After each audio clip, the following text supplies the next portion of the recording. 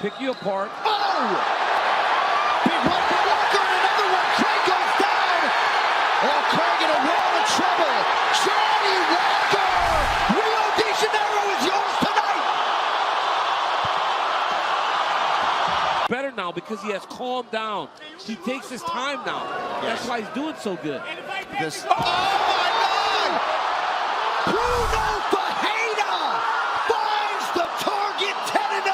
He starches Gregory Rodriguez. Whoa! Wow. What a result in Rio. A stunner for Bruno Fajeda plus 260. Off with Wineland along the fence. Wineland is tough, but he's getting destroyed right now by Stamen. Blasting right hands and left hooks. Oh my goodness, Cody Stamen did not let his foot off the gas pedal. He got what he wanted. First round knockout, huge highlight for the Spartan. I told you I'd be right back. I love you. I love you guys. I needed that so bad. Himself now, you can see the look in the eye. He's not quite as keen to engage in these. Heavy left. Four-punch combination. And he's gonna do it. Zone. Michael Johnson is back in a big way. Second round knockout. Nasty four-punch combination. He has been waiting for this moment. Power. Both fighters have landed some effective leg kicks early. Nice little sequence there for Van Camp. Van Camp very aggressive here.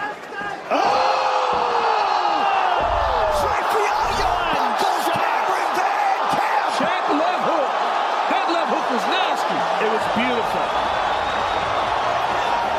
The powerful Andre Fialho. Wow. Because of that opposite stance, those are their weapons. Oh my gosh! Incredible follow-up from the hand. Huge kick. Bruce Leroy. And Bruce Wow. Leroy ends it. Wow. Backhand, back leg setup. I mean, that is conventional versus southpaw. 101, striking 101 right there. You just said it. You just talked. Oh yeah, just saw the replay. DC had clipped him bad. Oh! That sat him down. It is the left hook. Now Mota hammering away. That's it. That'll do it. Fight. Yep. Iron Mota finds the target, drops his opponent, and it's a first round knockout. All fight, Fitzy, right? Hang this chin up in the air. But honestly, that was a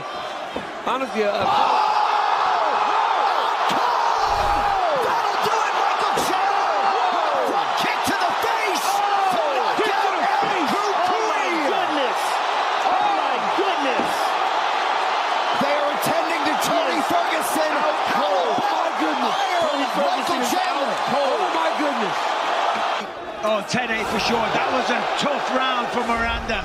He got dropped, he got almost... He's going to get knocked down. He brings the storm. Again in the second round, he gets the finish.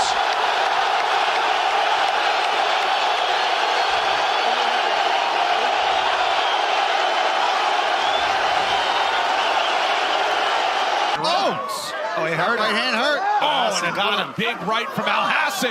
Oh, loading. My gosh. And that'll do it.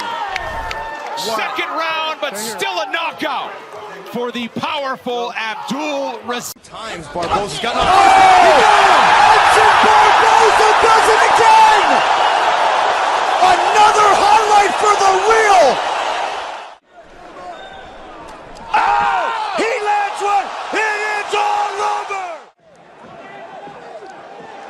Oh, there's a huge big knee. Gustafsson. Jimmy's supposed to finish. Jimmy's down. He's wobbled. He's down. Wow. Alexander has finished Jimmy Manuwa. He has cemented the #1 ranking. Look at the clock closely. 10 seconds. Oh, he's hurt. Could he finish him here? That's it. All over. Conor McGregor is a UFC interim featherweight champion. Wow. Briefly does, but Mendes reconnects him and he's free. Oh! That's it. Trying to finish it. And it is all over.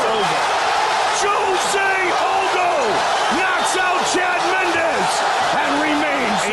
He hurt Anthony Hamilton his last fight badly before he took him down. Huge shot by Olynyk. Rochelle is out. Olenek, the plus 255 dog with a massive knockout here in Austin. How about it? Right. Jiu-jitsu with Daniel Gracie. Oh! Spinning back fist. It is all over. Wow. Wow. Just like that. Out cold. Wow. In the first round. So strong. Oh! Look at that uppercut from Pickett. Living up to the moniker Brad One Punch Pickett. Oh. Flying knee. It is over. Wow. Outstanding. That was about as perfect. One of these men will probably get a shot at the champ, and right off the bat, it is over. It is absolutely over. How's that for explosive? Now we'll see if Lima fakes the jab and throws a high left kick. Oh, but he's down hurt. goes Lima. Big knockdown here for the Leech. Diego trying to recover. Jing Leong pouring it on. Lima's defending well, but some of these are getting through. That's going to That be is it. it. How about the Leech? But I like what Stevens is doing early. Oh. Big kick from Stevens. Honey Jason is out. How about the knockout for Jeremy Stevens? There's that knockout power. You got to watch out for that slick left hook. He throws it from everywhere. There it is. Man, oh! Two early knockdowns for Whitaker. Oh, Tomorrow's my is on. Robert Whitaker! Whitaker with the biggest win of his career tonight in the co-main. That was unbelievable. Yeah, right. Right. Yep. Because everything was pretty clean. He's finishing it right here. It is all over. Merabek Taisumov finishes Anthony Christodoulou. Vicious. Ready. I'm seeing George Soteropoulos sharing his attack. Oh! It is all over. Rafael Dos Anjos knocks out. Again, clipped him. Ray's got to be careful. We've seen other guys get knocked out when they're looking to finish here, but he just clipped him right across the nose again. How is Malfer still standing? Just firing away his Braveheart. That's going to be it. It is all over. By Davis. Good overhead right by Ronda. And a big throwdown. Right Can away. She do it right here? It's all over. Just like that. Are you kidding me? Wow, she doesn't even know what's going on. She's fighting Eve Levine. If Facey was actually throwing strikes, there's a flying knee! And that is unbelievable! Andy Sledge letting it go! And that is all she writes! She went That is all she writes! knee. Beautiful work. Wow. Wow. Huge win. Oh, huge knee. The hunt is out. Got Alfredo Pepe. Wow. Incredible. Still in round one with 30 seconds. How big that was. Oh, and a big kick! That's it. Taitsumasa! The mannequin challenge there as Tight. Doing no feeling out process here. Overhand right by Suganova. Flying knee! Mamma mia, what a shot by Pauline Suganova! Especially with punches. Yep. There's that head kick again. Oh, he tagged him. He's out, Mike. He's out. It is all over. Big shot by Tae Yong Bong. Good stoppage by John McCarthy. And he Very good finishes stoppage. Cajun Johnson. Oh, there's a big right. Vinicius is down, and he might be out.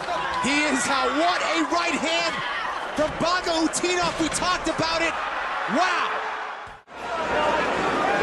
And any Now the turn. Oh, here with the right hand. And it is all over. Donald Cerrone knocks out Melvin Guerrero. What a turn of events.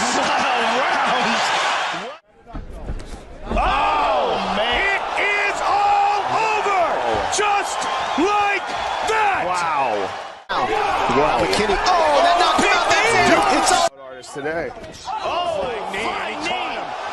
That rocked him looking to finish it. And it's all over. Wow. Yoel Romero, the winner in his UFC debut. What timing he had with that flying knee. Knew exactly. 8-2 record with a chance to get a UFC contract as he gets a big takedown there, and that is it. We're telling his story. He doesn't even give us time to. Everything perfect. If you. Oh! And it's all over. 23 is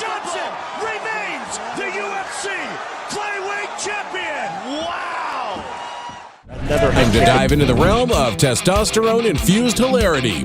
Welcome to the Alpha Men Podcast, where we tackle the important questions in life, like can you ever have too many power tools? Is a man without a beard really a man at all? And what's up with a man bun? Come on, dude, it looks stupid. Now, before we begin, let's get something straight. We absolutely love and respect our fabulous women.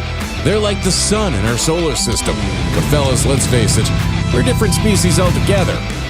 And look, if the ladies from The View can sip tea and dish out hot takes, we think there ought to be a testosterone-fueled space where guys can be, well, just dudes. No holding back, nothing woke, no filters, just brash, unapologetic, raw manliness. This is not just a podcast, it's a brotherhood. But be warned, we will take your man card if it's warranted, and there's no apologies for being a guy. So gentlemen, tune in, turn up the volume, and let your inner alpha howl. The Alpha Men Podcast is presented by Ohana Sports Cards on Facebook. For incredible card breaks and more, go to OHANA Sports Cards on Facebook. By Garage Door Commander, online at garagedoorcommander.com. Produced by TJ Michaels Creative, narrated by Jamie Dennis, and dedicated to Hendrik the Viking Poulsen. 2024, all rights reserved. And now, here are your hosts, the Sultan of Swagger, TJ Michaels, and wise Kraken Whiskey Warrior, John Stacy. The Alpha Men Podcast begins now. Going on, you sick, twisted freaks. Welcome to the Alpha Men Podcast. What are you wearing? It's my tinfoil hat. We're going to get to this later tonight, all right? We'll get there. Welcome to the like Alpha Men cap. What's that? Looks like a dunce cap. It's a tinfoil hat. This protects you from the conspiracy theories. All right? We'll get to that a little bit later on tonight. From the granite capital of the world, I am TJ Michaels. Baby Huey right there from Trinity, North Carolina, the heart of NASCAR country. And this is Season 2, Episode 13. As we get going tonight, we want to thank our presenting sponsor, Ohana Sports Cards on Facebook. Incredible card breaks, sports memorabilia. It's OHANA, Ohana Sports Cards on Facebook. They treat you like family over there. And check them out if you're into that kind of thing. In the meantime, hit that like button, smash the subscribe button. You know, we're growing a community here. We want you to be a part of it. And how are you? You're sick. You're sick? Once again, I'm sick because of these kids. Oh, I'm glad you brought that up. If you really want to support the show, you can go to alphamenpodcast.com, check out the Manly merch store, and buy John a Don't Be a Wuss t-shirt. 4X, please. 4X. 4X. We have 4X there. But we've got the Don't Be a Wuss t-shirts, and he needs one tonight, apparently, because he's a little bit under the weather. You going to make it through? You going to be all right? Show must go on, right? Show go on. That's how we do it. Yeah, you can head on over to alphamenpodcast.com. Check out the Manly merch store. All kinds of great gear and apparel there. In the meantime, grab a cold one, kick back, and join us in the man cave of podcasts. This is the Alpha Men Podcast. Explaining the news.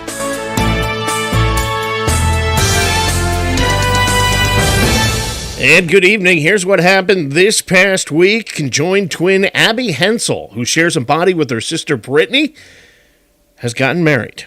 Yep. But she and her husband separated on their wedding night after he cheated on her. No, I'm just kidding. I have so many questions.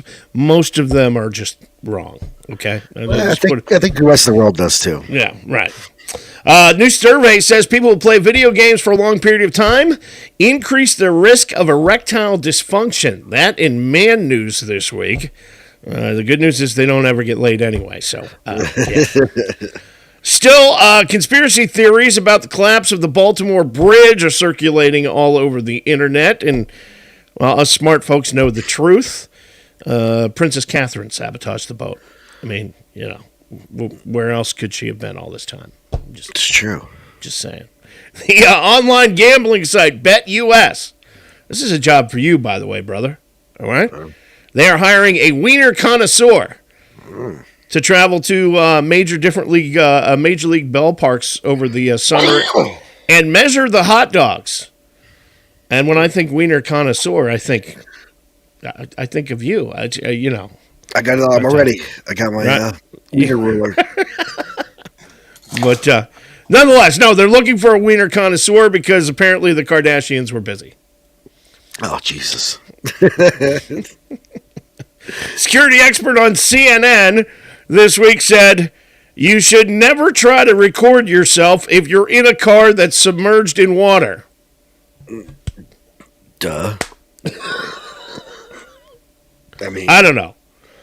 I feel like anyone who would do that probably wasn't offering much to the world in the first place. So, you know. Yeah, that's why there's warning labels. Darwin Award winner. Anyway, officials on the U.S.-Mexico border this week intercepted 3,000 pounds of meth. Jesus. Listen, Charlie Sheen, find another way to celebrate Easter, okay? Oh, yeah.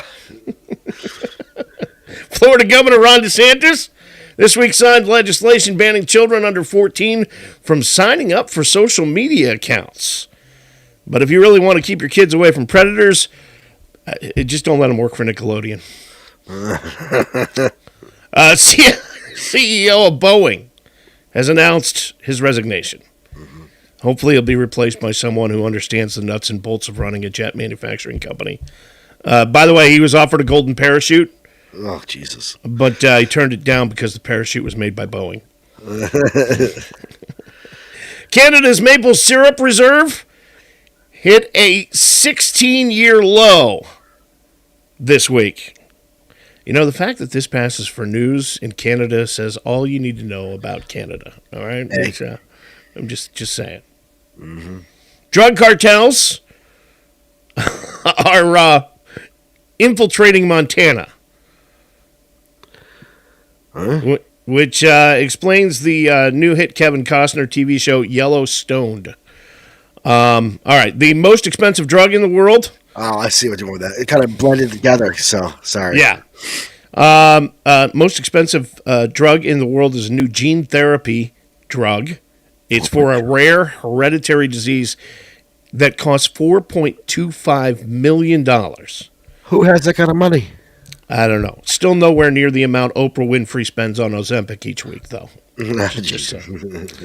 Facebook has brought back their poke feature this week.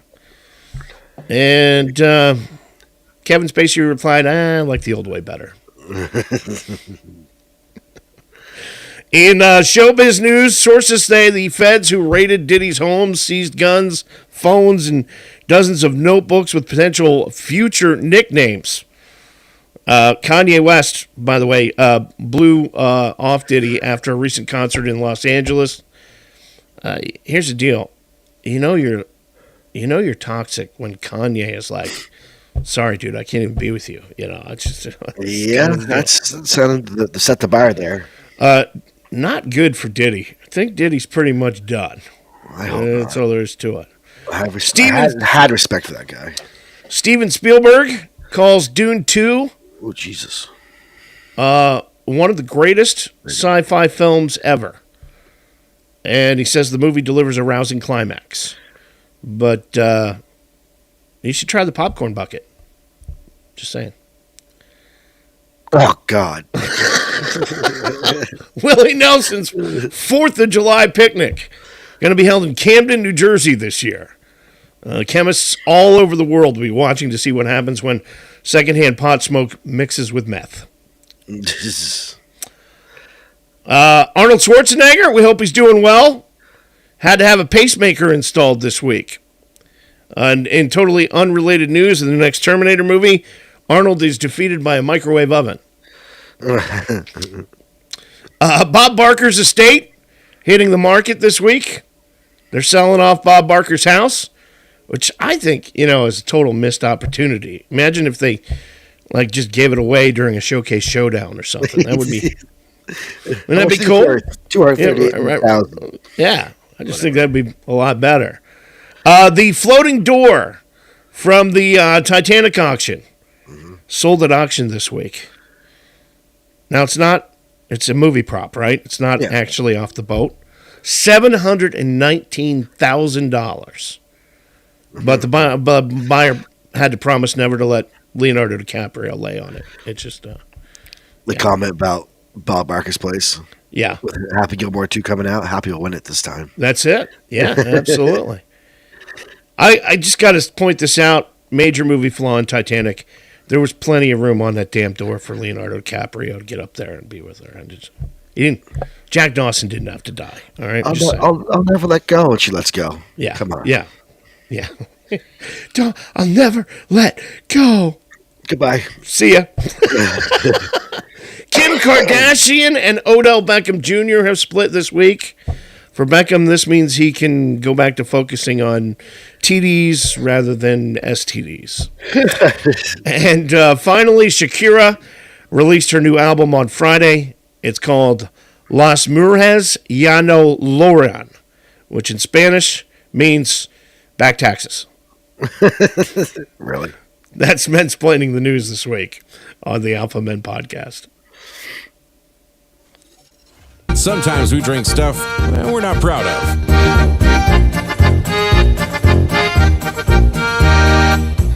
Alrighty. Beers on tap this week. John says I've had this already, and I'll have to go back and look. I don't think I have, because I think this is new. The New Belgium Brewing Company, we're going to go to the Evel Knievel beer fridge here. The New Belgium Brewing Company has the Voodoo Ranger series, all right? Yeah. And there's like 4 or 5 different, flavors. I think I've had the Juice Force, the Fruit Force, the regular IPA. Maybe I've done this one then. I had the tea. This is called Tropic Force. This is, this is a tropical IPA, and it is 9.5% per volume alcohol content. And what is that you're doing there? What? It's by the Noda Brewing Company here in the Carolinas. It's brought to you by Peak. Okay. Clad's Gaming Center, which is a console. It's called Slurp? Little Slurp. A Juicy India Pale Ale. Okay. That's quite a funky can. Very stands out. Very 90s looking. Yes. Reminds me of Surge. That's what I was just about to say. It looks like a Surge can. Oh, yeah. It's definitely Indian Pale Ale. Ooh, this has got, if I take a sniff of this. Ooh, it's not bad. I take a sniff of the Voodoo Ranger Tropic Force from New Belgium Brewing Company. I can smell it's like smelling a tropical island. This ain't bad for an Indian Pale Ale for me. It says, utilize a combination of unique hops, fruit additions. This juicy IPA delivers a diverse amount of tropical and citrus aroma flavor. Life is short. Slurp it up. 6% alcohol volume. I didn't think I was going to like this. I like this. Tropic Force. And it's... sometimes you get an IPA and it says on the can, I don't know. You had one the other week that was like gummy worms or something like that. Yeah, I don't know what the hell was. Yeah, that was gross. But you get an IPA like that, and it's got something odd on the can, and there's like a trace very far removed. Maybe it kind of tastes like that flavor to it. But the hops cover it up. But the hops just kill you. Yeah.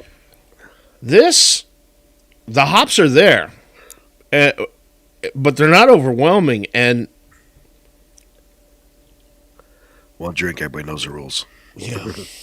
Thanks, Portnoy. Man, you really do get that tropical flavor in this. Same as this.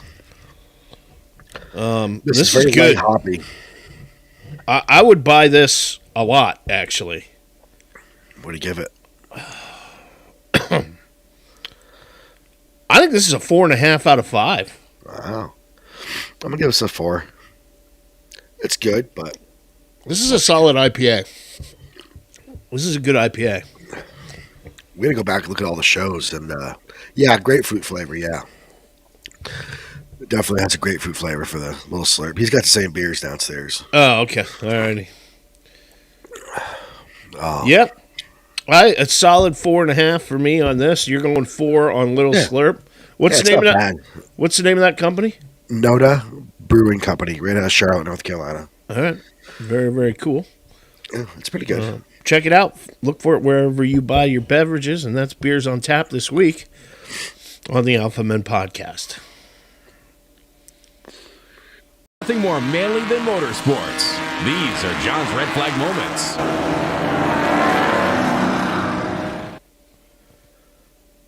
I freaked out for a second. Where's the video? I forgot to hit it. I was like, I know I did this.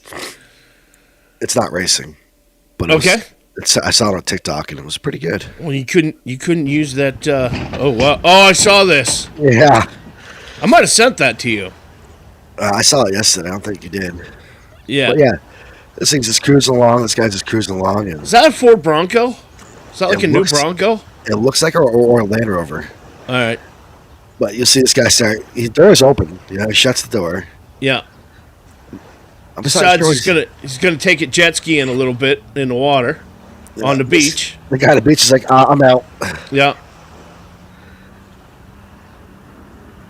But he loses it right here. He just cuts it hard.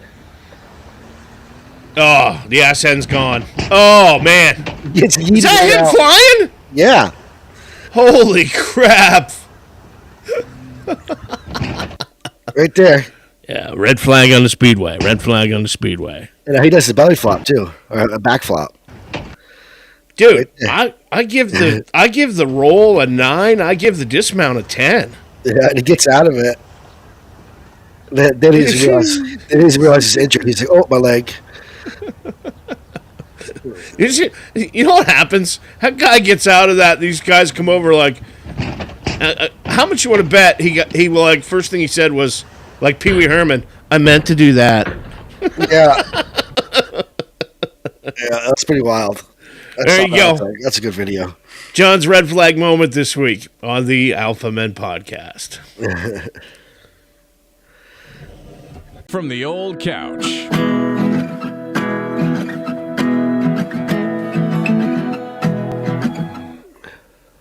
Well, there's no couch on the other side of this camera, and it's here in the man cave. It sat in our living room for years. My wife, years ago, wanted me to send it curbside, but I just couldn't. I brought it up here. I like to sit on it, think. It's comfortable, and it's a good place, quiet place to sit down and just kind of go through the things that I think about, which, honestly, you don't need to know all of them, but some of them are kind of important. And some may not recognize where I'm going here and the slippery slope that we're on. So for those folks, tonight I am going to break out the tinfoil hat. All right. Now put it right on there. All right. You can keep your head in the sand, and you can point, laugh, and ridicule all you want. Keep your eyes on the tinfoil. For everyone else, I'm going to drink while you talk. I'd love for you to listen objectively tonight. This week, I'm thinking about one of the most disturbing videos I think I've seen in a long time. I'm going to show it to you in just a minute. It has to do fundamentally with the most important right you have as an American citizen. And we can disagree on policy and politics, but I'd gather that almost 100% of us agree on the freedoms guaranteed by our Constitution and Bill of Rights. Most important, those being the First Amendment and freedom of speech.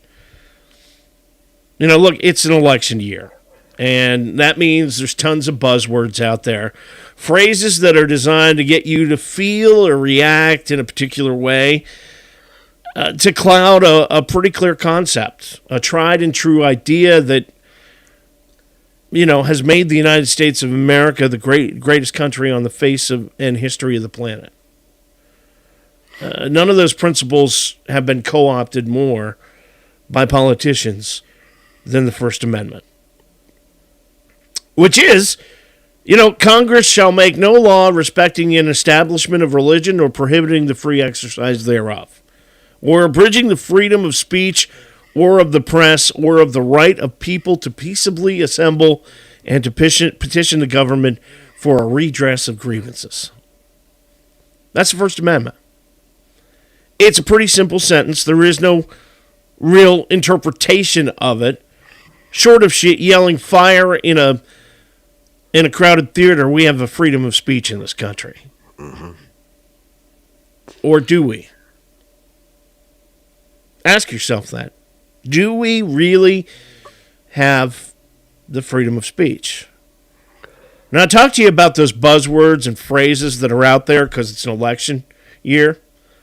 Threat to democracy, disinformation, hate speech, bias, prejudice.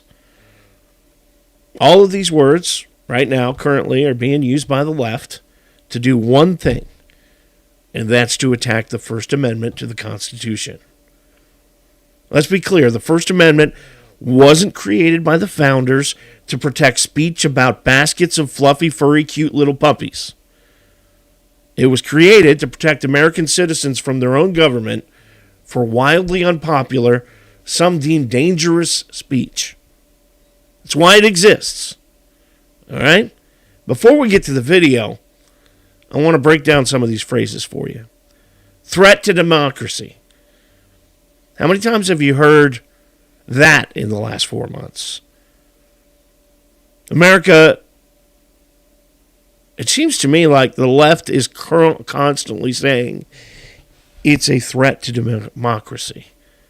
And yet, there's only one political ideology that is always trying to shut down free speech, that is colluding with social media, big tech, that is got a compliant media steering the news and shaping it to fit their agenda. Although, I will tell you that happens on both sides, the left and the right. There really is no such thing as an unbiased news segment anymore.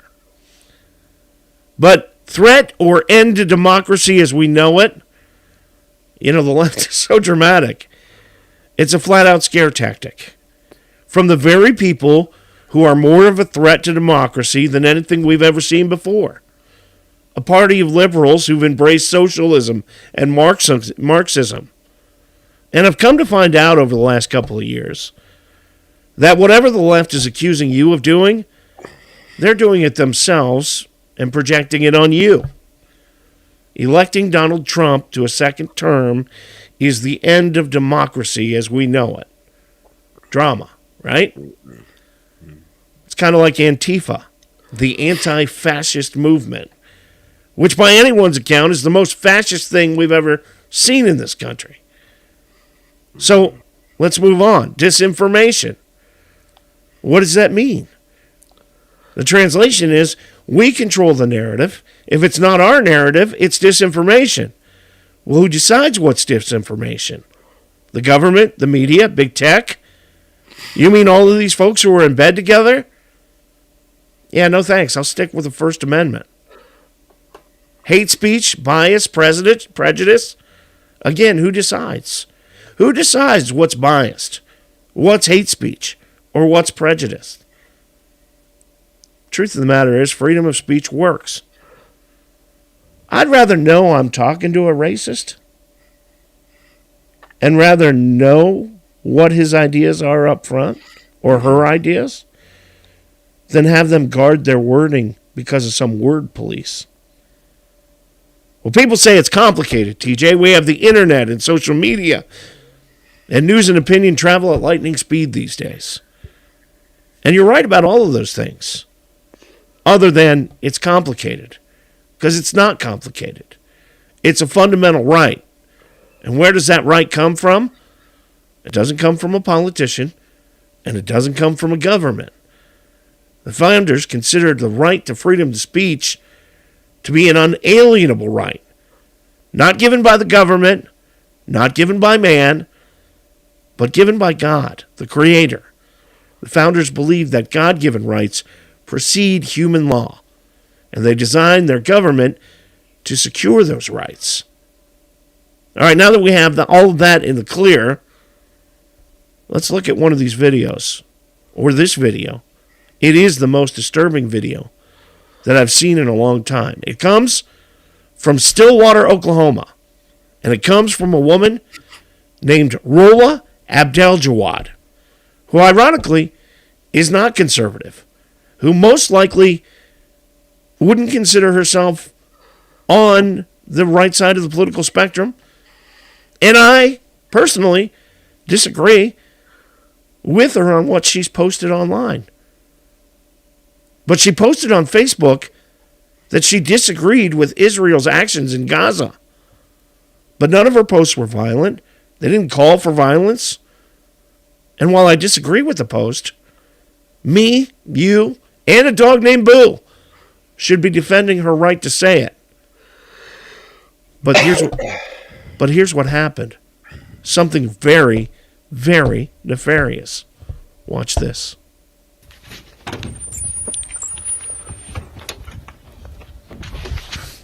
Can we just move in front of the house so the dogs don't go crazy? Sure we can, yeah.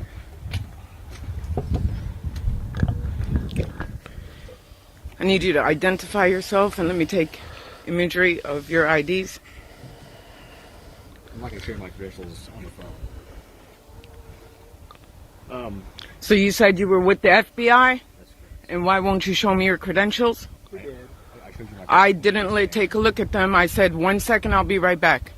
Are you going to show me your credentials or no? Yeah, we did already. And we identified ourselves. So what we'd like to do I didn't look at your credentials. Again, I didn't verify them. I told you to wait, and I went inside. Okay, that's correct. What we'd like to do is just have a conversation with you about some social media posts that you've made. Would you be willing to talk to us today about that? No, I would not. I would like you to later talk on with my lawyer.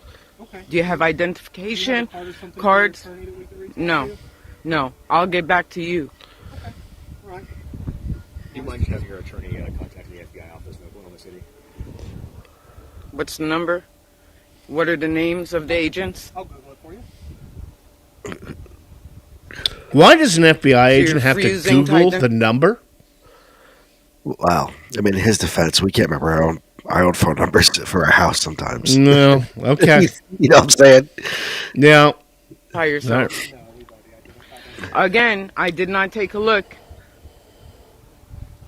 Okay, so the phone number for the FBI in Oklahoma City is 405-290-7770. Okay. If you just call me one day, then he'll get in contact with us and we'll be happy to support. And tell him that Facebook flagged me for posts. Facebook gave us a couple of screenshots of your accounts. Okay.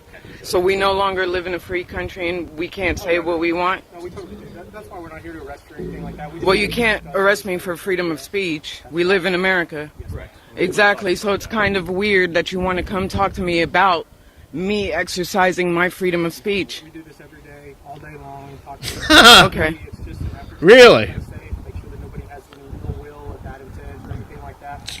And we've got no reason to believe necessarily that that's you, and that's why we just wanted to have a conversation. So do you have a conversation with everybody on the neighborhood?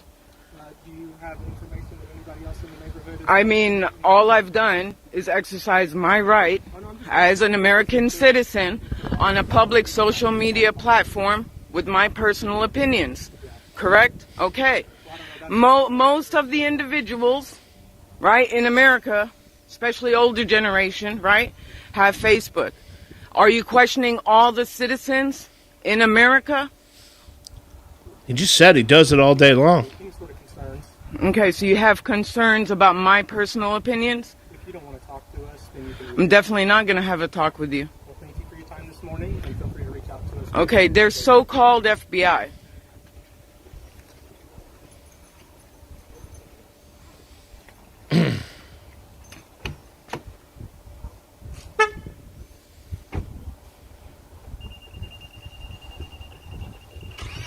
Is that it?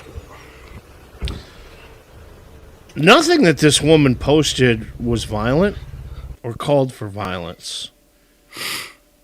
And the FBI shows up at her door looking like they work at Home Depot. All right? I got to tell you, something tells me I don't need this tinfoil hat anymore. I've been told your whole life that we have the right to free speech in this country. And First Amendment to the Constitution. Or do we? And that's Tales from the Old Couch this week on the Alpha Men podcast. I love the photo. Thank you. I worked hard on that tinfoil hat. Did you make a couple? Just one? No, I just made one. But I'm going to keep it. We'll put it on the wall back here or something so that it's at the ready for... You should paint some symbols on it or something. I should, yeah. Dude, the FBI is showing up at your house because you posted something that didn't call for violence and wasn't violent, just that you disagree with something. That is... it's bizarre. But that's scary. That's scary stuff, dude. Unfortunately, with the society we live in now, we all accept it unwillingly. I don't know that we all accept it. I don't accept it. I don't either, but yeah. What do we do? Shoot him off the yard? Well, the point of all of this is this whole connection between the media and YouTube and big tech and the government. Mm-hmm. It's fascism, man. It's bad, and it needs to stop. So that's where we're at, and that's Tales from the Old Couch this week on the Alpha Men Podcast. This portion of the Alpha Men Podcast is proudly presented by Ohana Sports Cards on Facebook. Ohana means family, and that's how they treat their customers, like family. Check out Ohana Sports Cards on Facebook and become part of the Ohana family. Awesome card breaks from football, baseball, basketball, and so much more. Ohana Sports Cards on Facebook. That's OHANA Sports Cards. Ohana Sports Cards. This is Man Court. All rise. The sometimes honorable TJ Michaels presiding. So, in the room next to the podcast man cave here, it's my daughter's room. She's in there right now. She loves it when I'm doing the podcast because it's noisy and loud, and she loves it when I do this. Time for Man Court. She told me that yesterday. She goes, Dad, every time you hit that gavel, you scare the crap out of me. So, anyway, on Man Court, testosterone meets testimony. And you know what? Tonight, in this arena, men come to seek justice and occasionally throw verbal haymakers. Our plaintiff about to face the scrutiny of not only the courtroom, but also the discerning eyes and ears of the esteemed freak jury. Excuse me. You can join the freak jury tonight by just commenting and offering your advice for our plaintiff. And if you have a problem, you like the help of the freak jury in Man Court, just send it to us at alphamenpodcast.com. You can also send us a private message to one of our many social media sites. In the courtroom tonight, it is the case of the Shaken Shamrock. All right?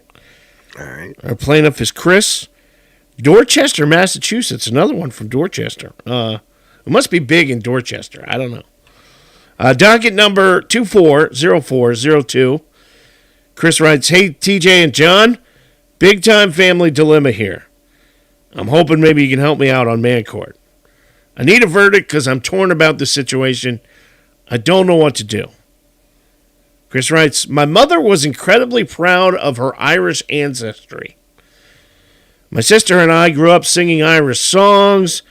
She taught us and learning Irish history from her. We both wound up with red hair, which thrilled my mother to no end. My sister has inherited my mother's passion for our Irish roots. She's even published a couple of books set in Ireland. Here's the problem. I just discovered we're not Irish at all. Oh, crap. I did a 23andMe, and it came back Eastern European and Balkan. I don't even have 1% listed as being Northern European or Irish. I'd asked my mother about this, but she died a couple of years ago. Now I'm wondering, do I tell my sister? Do I need to tell my sister? Or not? She's built a big portion of her life and her identity around being Irish. Part of me feels like she has the right to know the truth, even though it'd be painful. But another part of me feels like, you know what, she's free to discover the truth in her own time if that's what she wants to do. What do you think I should do? Chris, in Dorchester, Massachusetts. So, wow. Is that them? No. Okay. No. Was... Freak jury, I'm interested to know what you think. You can give us your verdict on the Shaken Shamrock saga. And remember, if you've got a conundrum that needs wisdom of man court, don't be shy, send it our way. But, Chris, I got to hand it to you. You're sniffing out this pot of blarney at the end of the rainbow. Your family tree took a sharp turn through the Balkans. And instead of dancing an Irish jig, you're kind of left wondering what to do. Your sister's kind of built her own little leprechaun kingdom here around her supposed Irish roots, and bursting that bubble, that could be as delicate as shepherd's pie made with tofu instead of ground beef, I guess. I don't know. What's the worst he's going to do if he tells her? What's worst going to happen? Heartbroken? Yeah. I think she would be, right? But, I mean, it is. I like to know my heritage. I know I'm Italian. You're Armenian. We all know it. I'm Ethiopian. You are definitely not Ethiopian.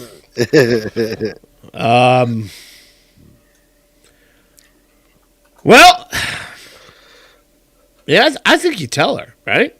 Yeah. Maybe you go out and buy her one of those shirts as a gift, 0% Irish.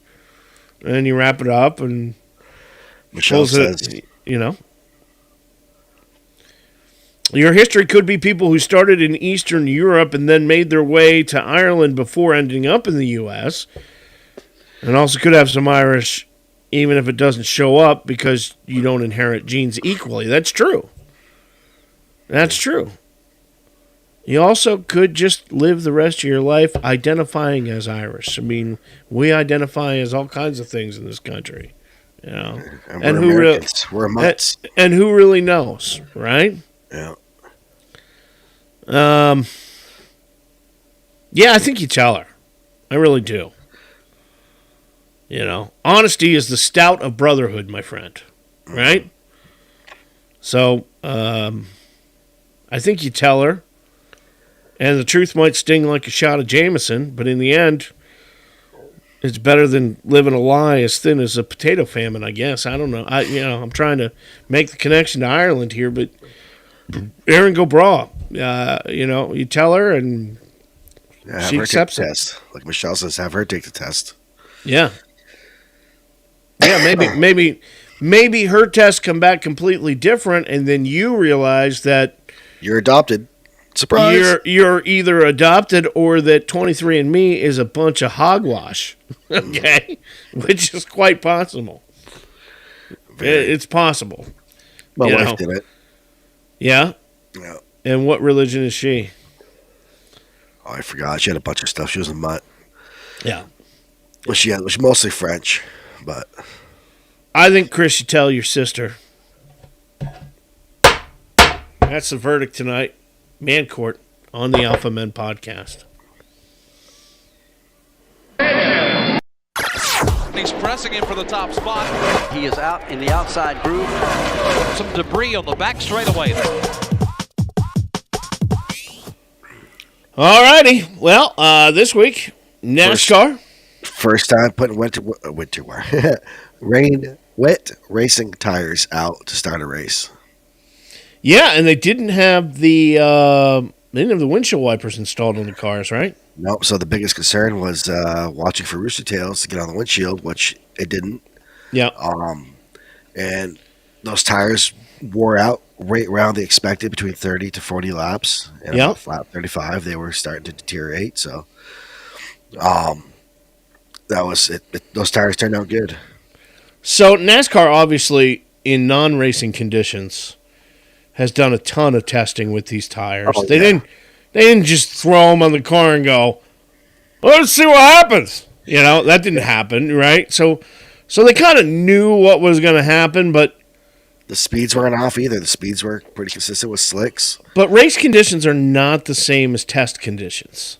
No. And coming away from this, you feel like NASCAR feels like they were kind of dead on what they thought was going to happen. I can't speak for NASCAR, but from what for what I've seen on social media and what I saw, let's not say NASCAR, the industry, the crew chiefs and the folks and everybody else, not the sanctioning body, but the opinions that you've seen, you kind of feel like, hey, it performed the way they thought it would. Yeah, I think they did. Right. I think they did. You know how we had that long stretch of cautions, that long caution flag where they were drying pit road off? Mm.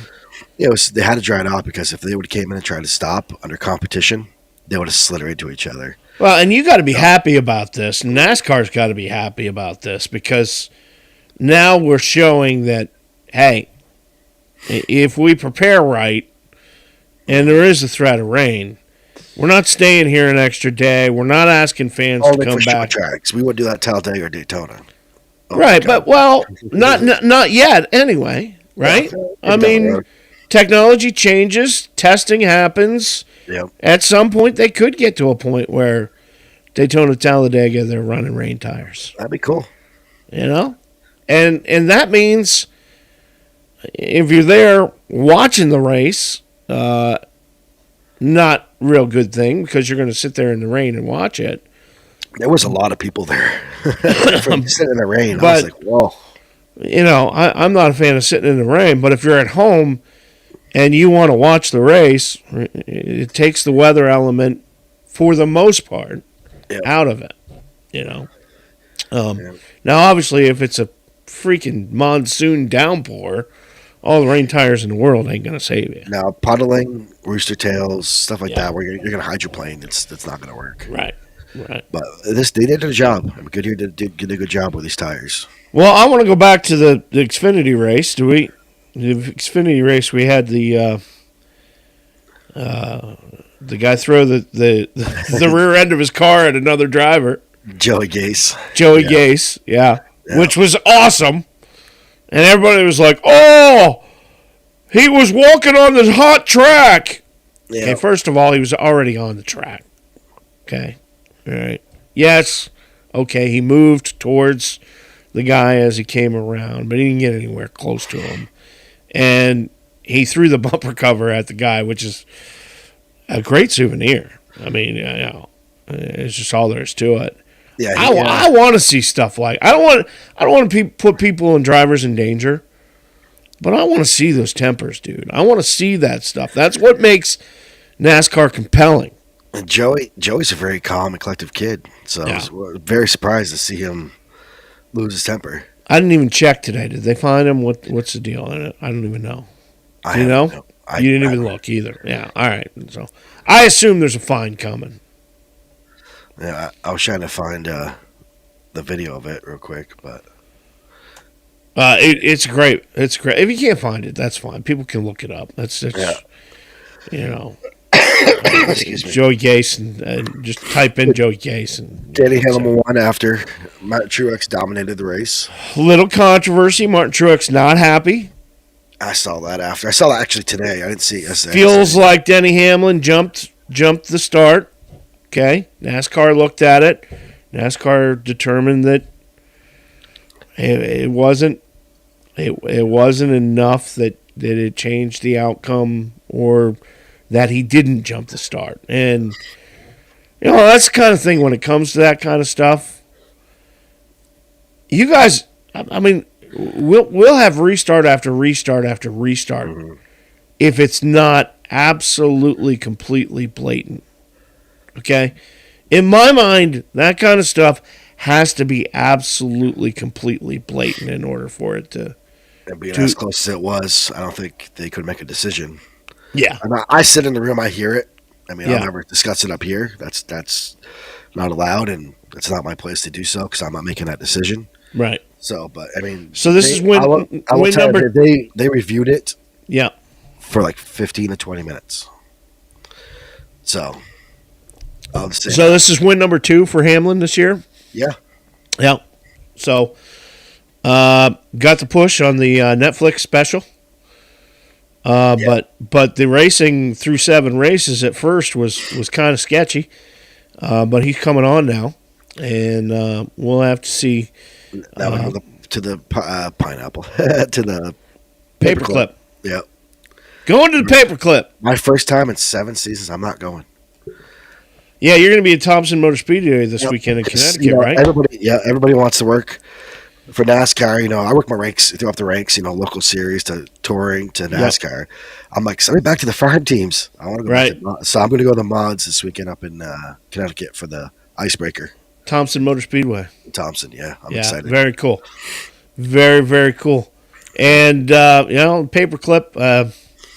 It's 2 distinct ends of a racetrack. Every turn is different at that track. No, it's the same. It's just so long, narrow. It's such a quick, straightaway. And turns 1 and 2 are different from turns 3 and 4. Yes? I don't think so. Yeah. Turns. You're thinking Darlington. Oh, maybe I am. Darlington has that weird. Don't listen to me. I don't know. You know what? I'm just going to. Don't listen to me. I don't know what the hell. Darlington and Pocono, 2 tracks have very distinctive. Put the tinfoil hat back on. Yeah, because at Darlington they have the wide turn.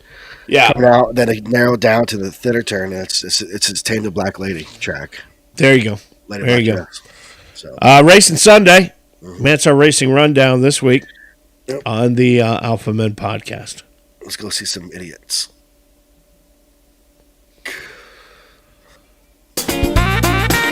Who needs a foot in the ass? The Alpha Men podcast presents my foot into this thing called your ass. The Red Foreman Awards. You dumbass. Ladies and gentlemen, welcome to the most prestigious awards ceremony of the year, the Golden Foreman Awards, named after the iconic, fearsome father of that 70s show, Red Foreman, the man who made putting his foot in someone's ass an art form. Tonight we're here to honor the best of the worst with a coveted Golden Foreman. The Golden Foreman has become the symbol of not excellence, but sheer audacity and failure. Our winners have excelled in categories like epic fails, questionable life choices, and the ever-popular, well, that escalated quickly. Mm-hmm. Our first Golden Foreman tonight goes to Coleman Ferguson of Indiana. There you see him. Coleman is a Google Street View driver who led cops on a full-throttle chase before a Dukes of Hazzard style ditching his Google camera car in a creek. Coleman hit speeds of 120 miles an hour in a wild chase that ended in the dramatic splashdown. Our man C kicked things off when he was spotted in the Google Cam car zooming down the road. Cops began the chase, and C was like, "I believe I can fly." He was singing Seal. He refused to pull over, and C drove it like he stole it across 2 counties before crashing it into and over a guardrail, landing himself in a creek. He's pleaded guilty to resisting police with a vehicle and spent 2 weeks in jail before posting his $10,000 bond. Meanwhile, Ferguson has a rap sheet that consists of 2 other convictions for driving with a suspended license and a 3rd conviction for driving with expired plates, which leads you to ask, who the hell is Google hiring to drive their Street View cars? Right? I wonder if it's going to be on Google. Well, I don't know. We'll wait. You'll see like normal street signs and really fast street signs. Like, it's all blurred. Our next Golden Foreman Award in the envelope, please, goes to 38-year-old Eddie Sanchez, who lives near Atlanta, Georgia. Oh, I saw this. Yeah. Now, Eddie's General Lee was a bucket loader. Area police last Saturday morning got a call after Eddie, who is an ex-employee of a waste management company, showed up and allegedly boosted their bucket loader. He was driving it around the lot when cops got there, so Eddie took off down the road like Smokey and the Bandit. and the cops were in hot pursuit. Now, a construction front-end loader weighs about 75,000 pounds. So, top speed wasn't going very fast. But there wasn't much their squad cars were going to do to stop them. The old pit maneuver would have been grossly ineffective.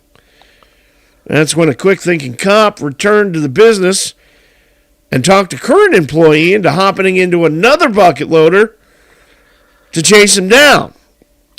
Now, by this time, Eddie was already a couple miles away, so they dropped the hammer on the bucket loader, complete with a police escort, and when they caught up, the employee in the second bucket loader used the bucket to flip Eddie in the stolen bucket loader onto his side.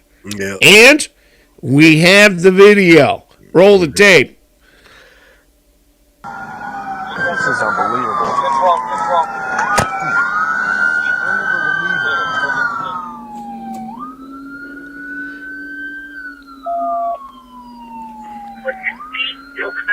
He flips right over. Keep him up! Hey! Flip it! Flip it! If you can flip it, flip it! That's to be an expensive fix. Yeah.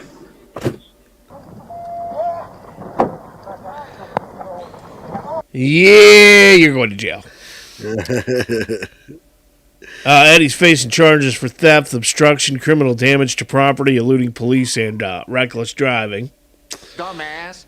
Our Golden Foreman Award for not being able to keep your big fat yapper shut this week goes to 20-year-old Michael Stancato of Illinois. Another would-be NASCAR driver. Michael was clocked in his Mustang on a back road doing 84 at a 55. Cops tried to pull Michael over, but apparently he thought they wanted to race. And a high-speed chase ensued. Police say he hit 100 miles an hour.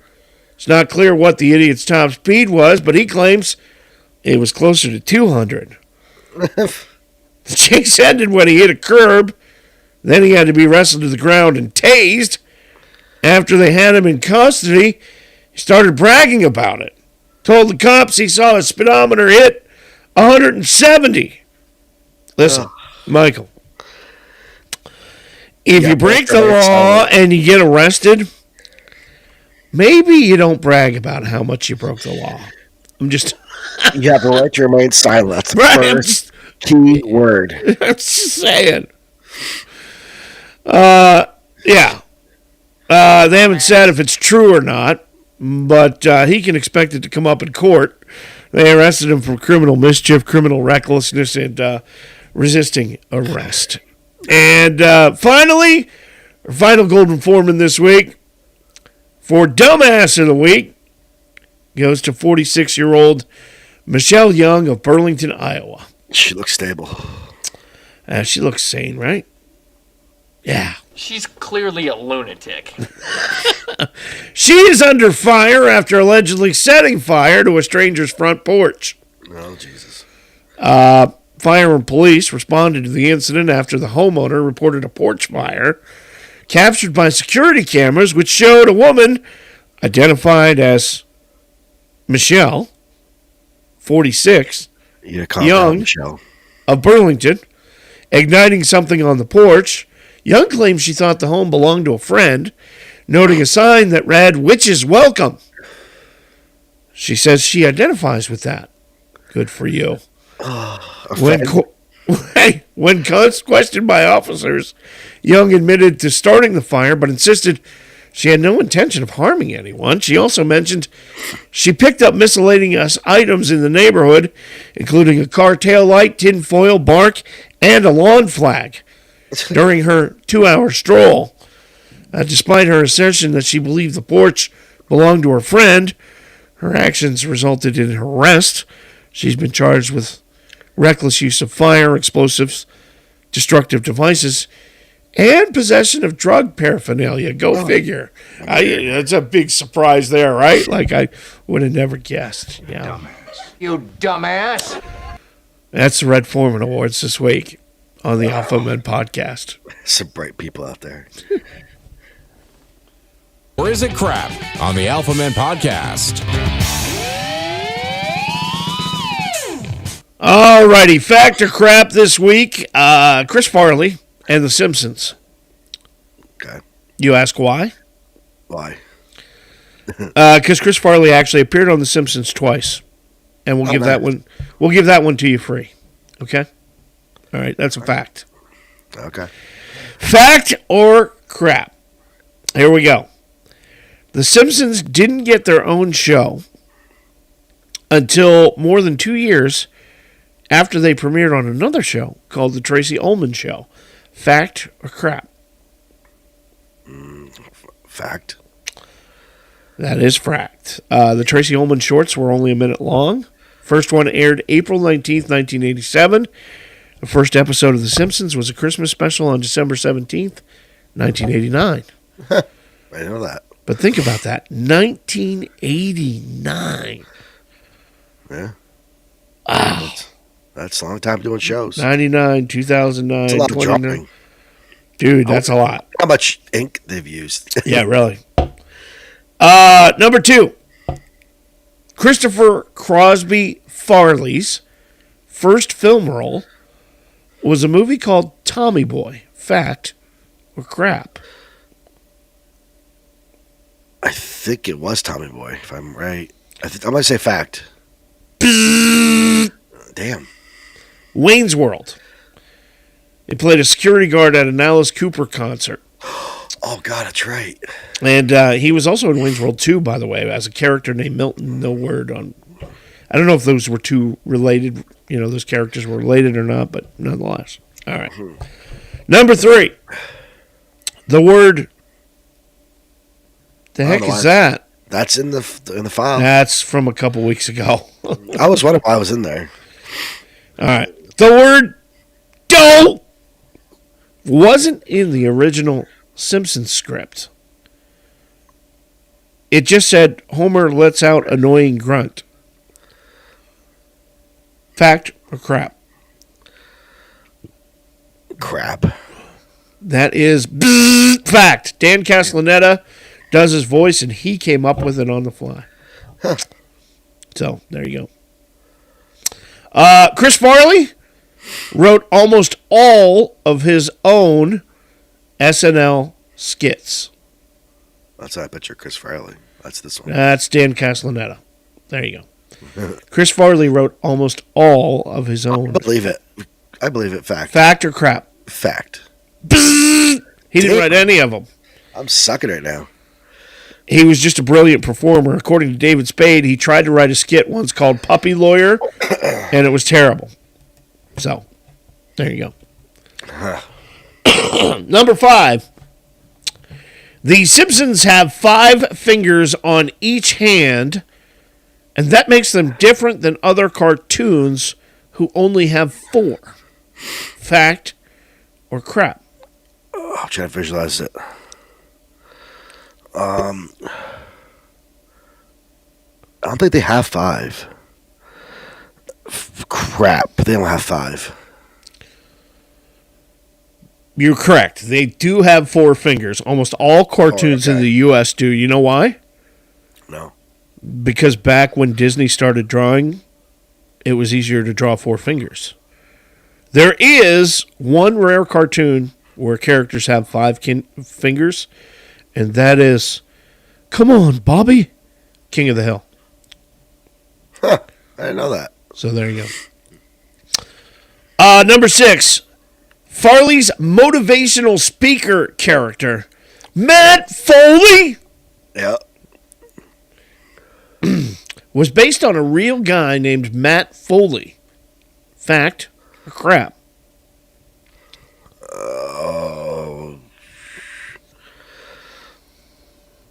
Crap. Fact. Chris played rugby with him in college, and Matt Foley eventually went on to become a priest. Believe it or not. 2 different lifestyles. Listen, you don't get any more of these right. You're going to be living in a van down by the river. Anyway. Stop yelling. It's time for bed. Number 7. Homer's favorite beer. Oh, there's your fingers. There you go. Your pictures. No, this is my fingers. Anyway, Homer's favorite beer is Pawtucket Patriot. Pawtucket Patriot, Homer's favorite beer. Fact or crap? Crap. You are correct. That beer is from Family Guy. Pawtucket Patriot is from Family Guy. Duff beer. Duff beer is Homer's favorite beer. And there he is as Duff Man. Duff. Number 8, Chris Farley only left SNL because he got fired. Fact or crap? Probably fact. That is correct. He and Adam Sandler both got fired in 1995 because Lorne Michaels wanted the show to be a little bit more grown up. It's also when SNL started focusing on politics a little bit more.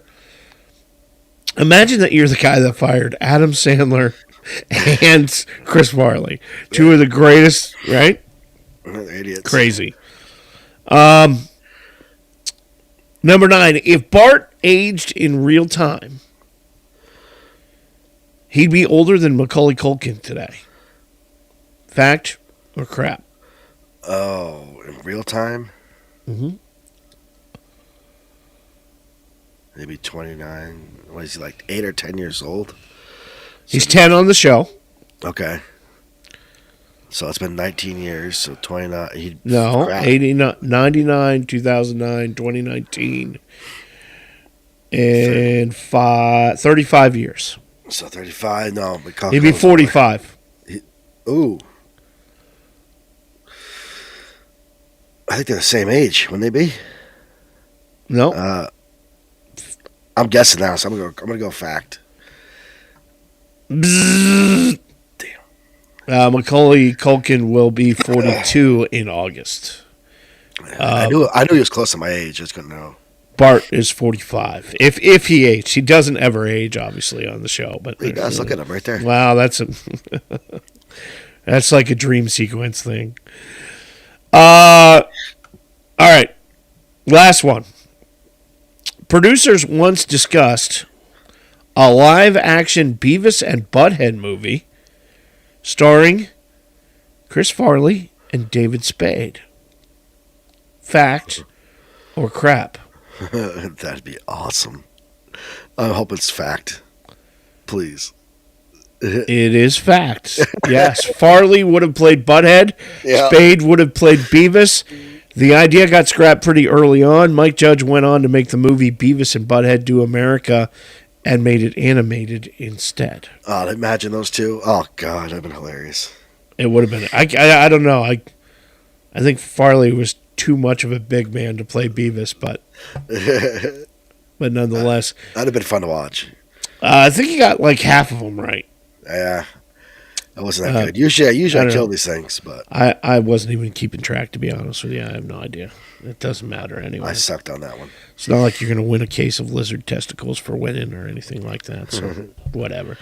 That is Fact or Crap tonight on the Alpha Men Podcast.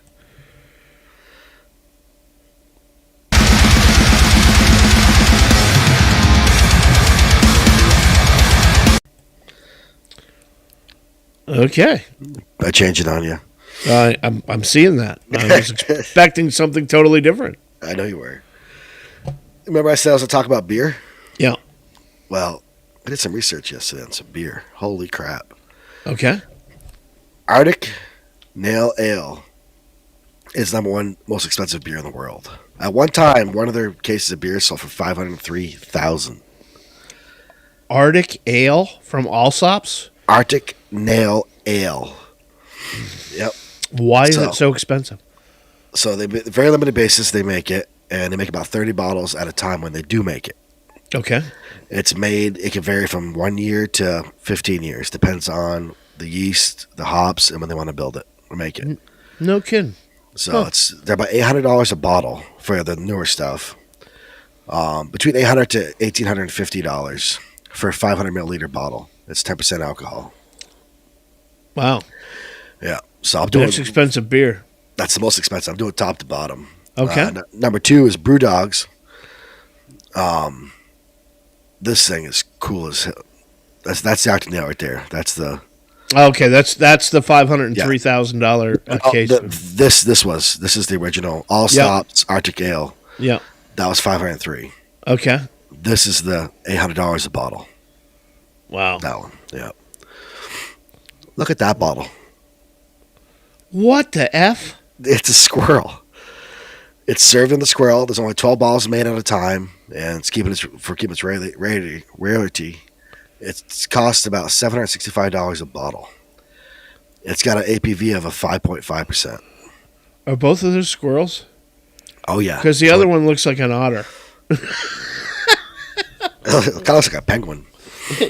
Yeah. Hey, listen. I want to order your beer, but I don't really like your squirrel koozie. So, can I get like an otter koozie? You know, I'm paying $765 for it. I ought to be able to pick the animal. Only 12 bottles are made, so only 12 squirrels are killed at a time. It's crazy. It is insane. This is Carlsberg. Looks like champagne. Kind of, but it's not. You're going to be surprised about the last one. Carlsberg Jacobsman Vintage. There's 600 green bottles made at a time. They're about $400 a bottle, a 10.5% alcohol bottle. And each bottle is 4 bottle designs, and each bottle has a different lithogram by an artist. Yeah. So, yeah, that's pretty cool. This next one I can't even say. It's I'm gonna hack this. Scholar Shkaboon, Brock Shkaboon, 57. Gesundheit. 57. It costs $275 a bottle. It's a 5.7% alcohol. So these things are $275. Then everybody should know this one, or nearly everybody should know this one. Have you tried that? You haven't tried that? I've tried it. What is it? Samuel Adams Utopias. No, I've never had it. They're about $200 a bottle. Never had it, and I worked for I worked for a company that distributes Sam Adams. There's only a few hundred released every year, but they're about $200 to $500 a bottle. There's some more worth a lot more. So that's top 5 most expensive beers. But check this out. There you are. No. There's a catch to this. Oh, okay. One bottle of PBR goes for $44. It's considered a luxury beer / champagne flavor in China. What? Yeah. It's called Pabst Blue Ribbon 1844. It's the same contents that comes out of this can. It goes into a bottle, and it sells for $44 a bottle in China. That's effed up right there. I read that. I did 4 or 5 checks on to make sure. You know, all of the things that you just showed me, the squirrel, koozie and all that other stuff. Yeah. I'm happy with my $15.99 12-pack of freaking PBR, you know? I think we should get some of this for Pack the Pantry. Oof. I don't know. We'll see. We'll have to split it. It's expensive. Yeah. I mean, if we get really fancy, we can, someday get one of these. Yeah, no, I don't think so. I could drink an $800 beer. No.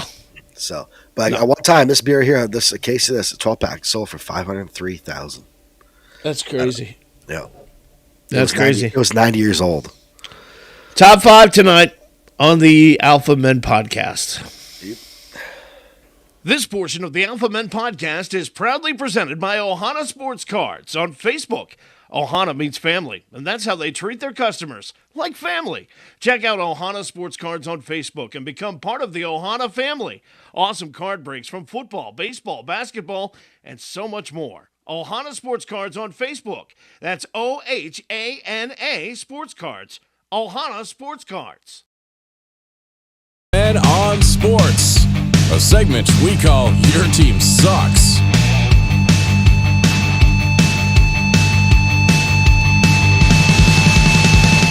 Here we go. Alpha Men on Sports. Your team sucks tonight. Major League Baseball season has begun. Baseball is just like America. Nobody speaks English. Everyone crowds the plate, and Detroit sucks. It's kind of the way it is. Betting on March Madness expected to reach $2.7 billion this year. And that's just by Shohei Ohtani's interpreter. Yeah. By the way, the Dodgers have the best odds to win the World Series, thanks to Ohtani's bat and his bookie. But he says he never gambles, so yeah, But he's then undercut his argument by saying, "I bet you can't guess why." Yeah. New York Jets going to keep Zach Wilson if no other team wants to trade for him. In other words, the Jets are going to keep Zach Wilson. Yeah, they're stuck with him. Yeah, it's like quicksand. No, seriously, the NCAA Men's Final Four set, ready to rock over the weekend. UConn rolled number 3 Illinois, 77-52. Look, UConn is dominant. I mean, dominant. And they counted out North Carolina State, and they're still been kicking everybody's butt. Yeah. That's been. We'll get there. Alabama beat Clemson 89-82. First time in their program history that they're going to the Final Four. Zach Edney put up 40 points, leading Purdue to a 72-66 win over Tennessee. And the Duke Blue Devils were shocked by NC State, number 11 seed, after they came from behind to put up 55 points in the second half. Yeah. En route to a 76-64 win. So, excuse me. Go ahead. I hope the underdogs win it. I'm not a North Carolina fan at all, but I hope because they're the underdogs. Oh, I think everybody roots for the underdog. I'm rooting for NC State. But I think UConn is.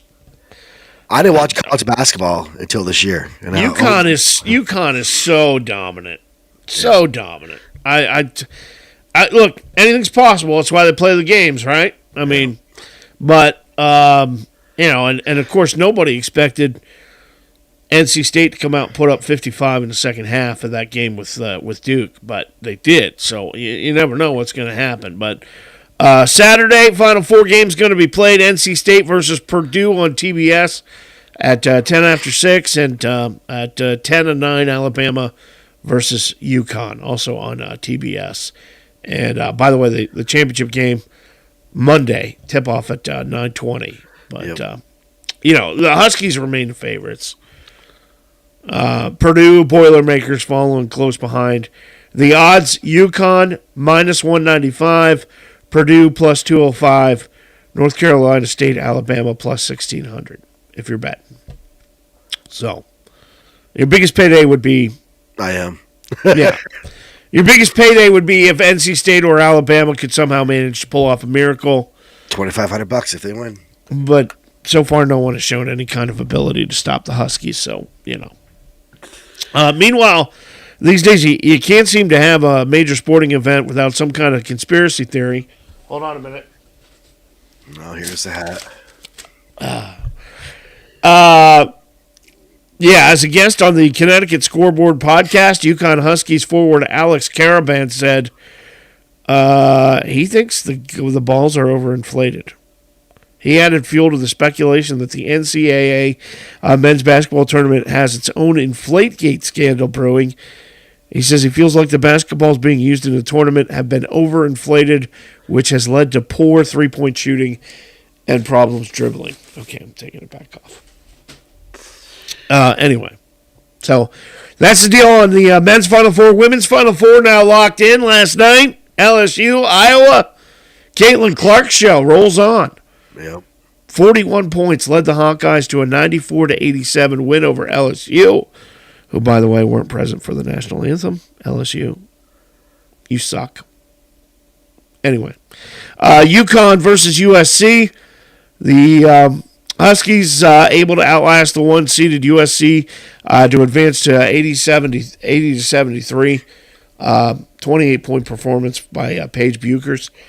And the next tournament action is going to happen Friday night. NC State versus South Carolina.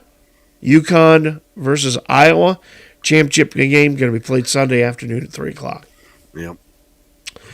Kansas City Chiefs wide receiver Rashee Rice today is said to be cooperating with law enforcement.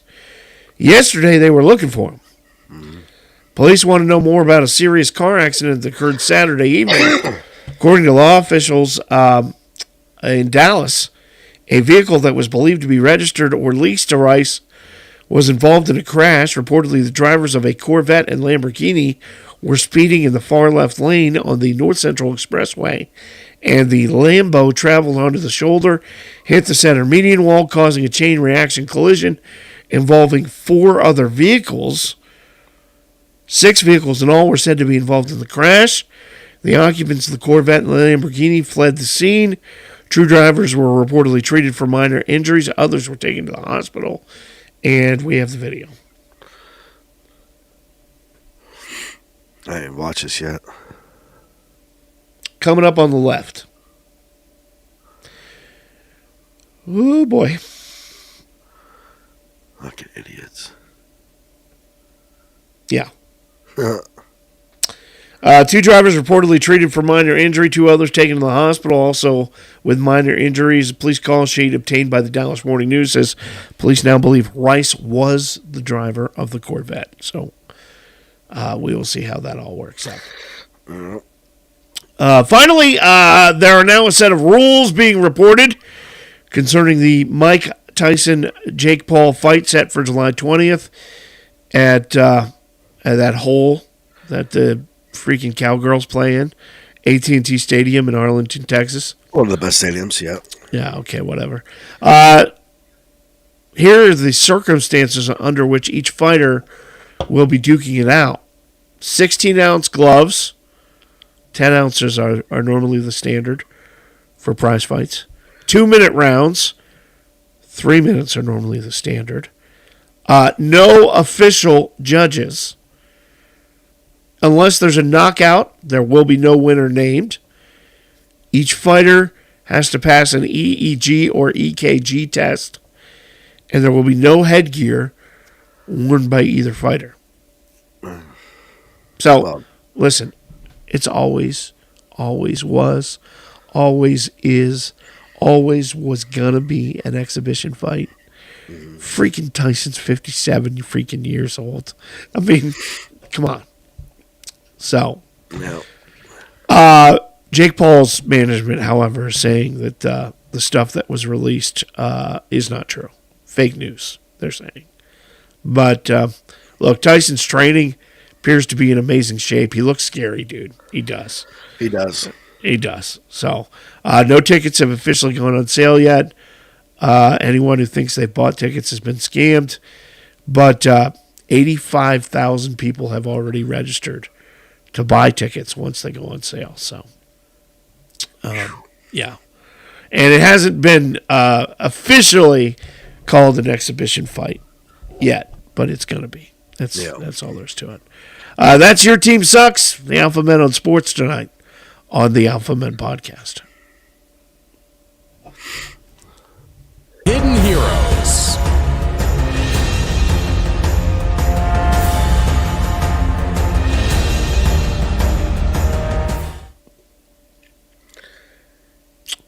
Hidden Heroes. Going to take you to coastal South Carolina. The man you see there is a guy by the name of Joe Morrow. He is the manager of Bonefish Grill.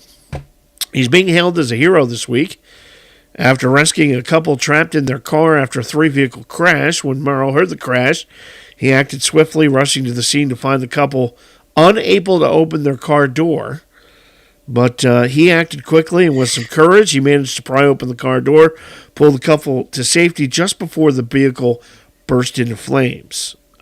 He says he then called on his managerial skills to manage the situation, directing someone to get a fire extinguisher while he helped the other person from a different car involved in the crash. Despite his heroic actions, Morrow humbly deflects the praise. He says it was a team effort, and the other Good Samaritans at the scene also helped. He also credits his experience dealing with chaotic environment of a busy restaurant with preparing him to kind of calmly deal with the situation. And cheers to you, buddy. There you go. Yeah. Hidden hero this week, Joe Morrow. of coastal South Carolina, our hidden hero on the Alpha Men podcast. Much respect, buddy. Call, it's closing time.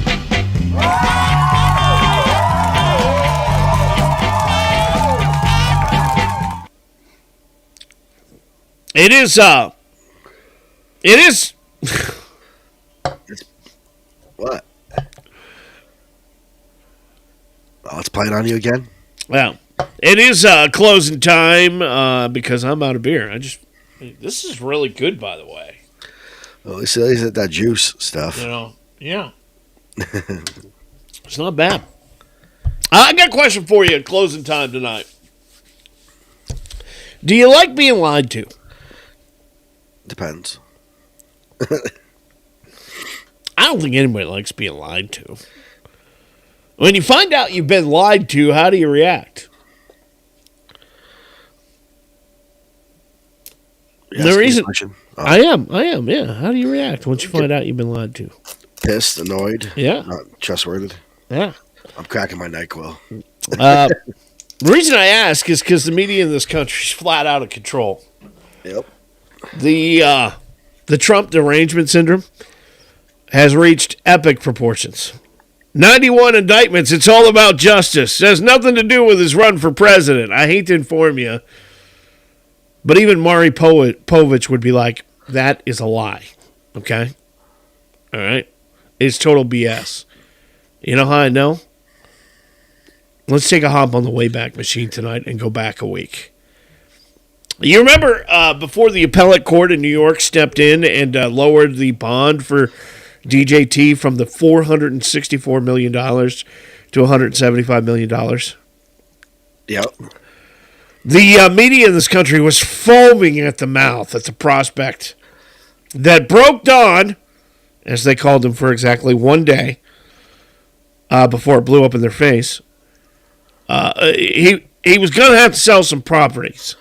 CNN was in a fever pitch with the idea that Trump would have to fire sale his properties, including the second largest mansion in the state of Florida. Right? There it is. You're a dink. It's Mar-a-Lago. Beautiful, right? It is beautiful in there. Gorgeous. Now, if you remember, the case that is going on regarding this is that Judge Enrigan and Lolita James handed down was that Trump overinflated his real estate holdings and that Mar-a-Lago, the second largest home in Florida, was only worth $18 million. No. Look at those pictures. Look at the detail. Look at the detail on the walls. Look at it. I mean, look at it. It's only worth $18 million. I mean, it's more opulent than the Pope's home in Rome, right? Okay? Now, it's only worth $18 million. Meanwhile, you see that photo right there of the Mar-a-Lago Beach Club? Yeah. Right? He owns all the way to the water there. So it's considered a waterfront estate. There is a house a couple blocks away that 2 months ago, single family house on the waterfront, sold for $200 million. Shit. Right? Okay? So, even though a 20-acre beachfront mansion with 126 rooms, 62,500 square feet, and was built in 1927 by the heir to Post cereal fortune, Marjorie Post, who owned General Foods. Marjorie, for the most of her life, was known as the richest woman in the world. She built Mar-a-Lago with the most opulent materials available in 1927, hoping from the beginning, from the construction, that the U.S. government would use it as a home, as a winter presidential retreat. That's what its purpose was. Now remember, only worth $18 million. That evil orange man committed fraud and overvalued his property, right? Look at that dining room. Damn. Yeah, that's crazy. So on the day that his bond was due, before they reduced it, CNN, proving that they've been lying to folks the whole time, puts an expert on the air, a luxury real estate expert, who claims that Donald Trump will have to fire sale it to pay off the bogus bond. Yeah. Right? Suddenly, when he has to fire sale it, it's no longer worth $18 million. Roll the tape.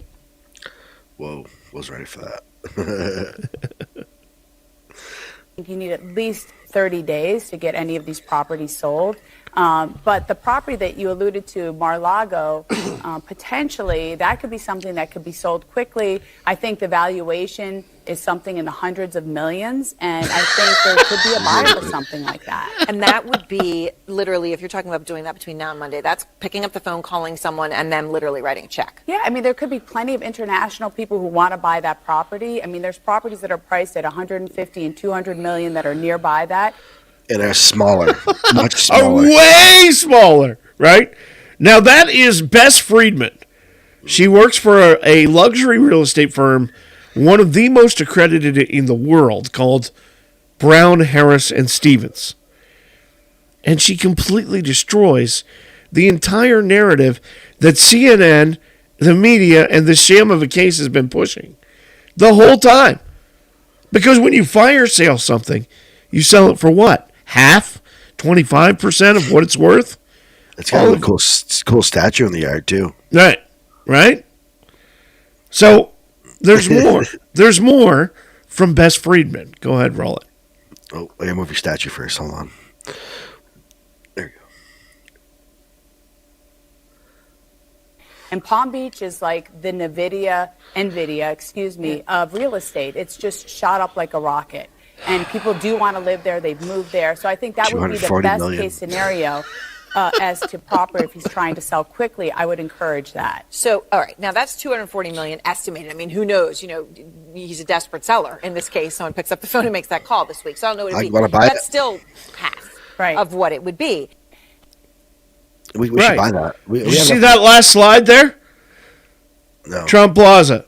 Don't go back, but there was a thing there. Trump Plaza, $270 million. It went through all of his properties. Yeah. And what they actually are worth. Okay, in a fire sale situation, which is 25 to 50% of what they're actually worth. Right? Crazy. Right? And none of them are worth $18 million. All right?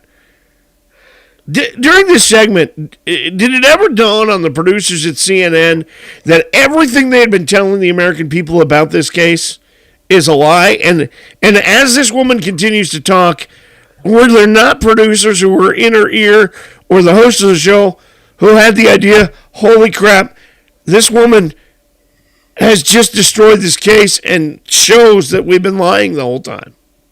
Yeah. And then there's Jon Stewart, who quite honestly is an idiot, who tries to explain the rationale behind this entire case and makes himself look even dumber. Go ahead, roll that. And the Attorney General of New York knew that Trump's property values were inflated because when it came time to pay taxes, Trump undervalued the very same properties. It was all part of a very sophisticated real estate practice known as lying. So the judge calculated that the value that he gained from the lying with interest was around $454 million.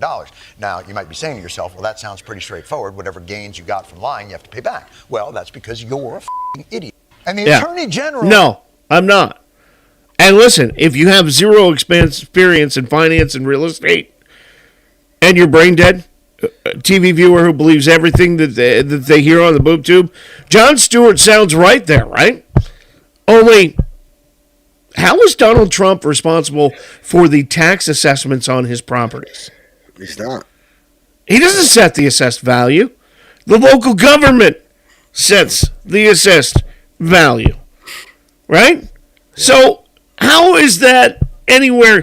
And just for reference, to show you how hypocritical these a-holes are, Jon Stewart just sold his penthouse in New York for $17 million. Do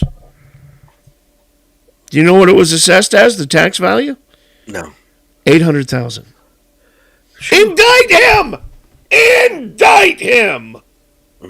Right? You put your hat back on. You're getting too political here. There you go. You need more proof, we'll leave you with this. Up until about 8 years ago, the media was able to admit the truth. And here it is. Donald Trump's home here in Palm Beach is quickly earning the title Winter White House. It's a storied estate steeped in history. Mr. Trump has spent the past 20 Thanksgivings here. But now, as president-elect, everything is different. The 20-acre estate was originally built by serial heiress Marjorie Merriweather Post. She actually envisioned it as a winter retreat for U.S. presidents.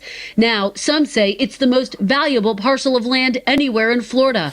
Much of the 126-room estate is used by the members-only Mar-a-Lago Club.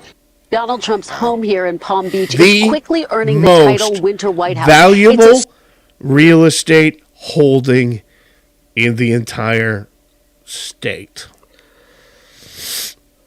Impressive. Look, I don't like to be lied to. You don't like to be lied to. The mountain of lies, it's collapsing. And that's why DJT is going back to the White House in January of 2025. That's it. And that is going to do it for the Alpha Ben podcast. I'm ready for some NyQuil. Yeah. Do me a favor. Somebody go to alphamenpodcast.com. Click on the Manly merch store. Somebody please buy John a Don't Be a Wuss t-shirt. Please. Be awesome. 4X. 4X going to fit? Suck, you jackass. 4X going to fit? You need bigger than 4X? I need a tent. Omar the tent maker size. Shut the fuck up. Listen, we hope you had a great time tonight. We'll see you next Tuesday night at 8. Take care. And that's a wrap. We hope you've had as much fun as we've had here at the Alpha Men Podcast. Remember, our advice might not solve your problems, but it surely will make them funnier. Before we bid you adieu, a big ol' thanks to our loyal pack of Alpha viewers. You all are the real MVPs, keeping us company on a roller coaster of a podcast ride. And thanks Ohana Sports Cards on Facebook. and Garage Door Commander. Join us live Tuesday nights at 8. Visit alphamenpodcast.com and the Alpha Man store. Until next time, keep your feet in the gas. It's a checkers or wreckers world. Put up or shut up.